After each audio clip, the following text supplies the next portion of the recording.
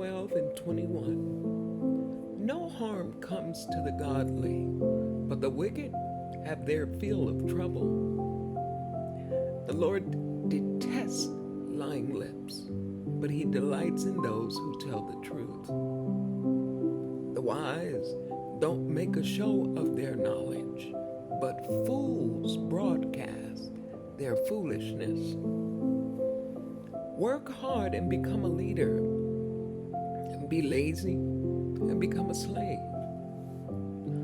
Worry weighs a person down. An encouraging word cheers a person up. The godly give good advice to their friends, but the wicked lead them astray.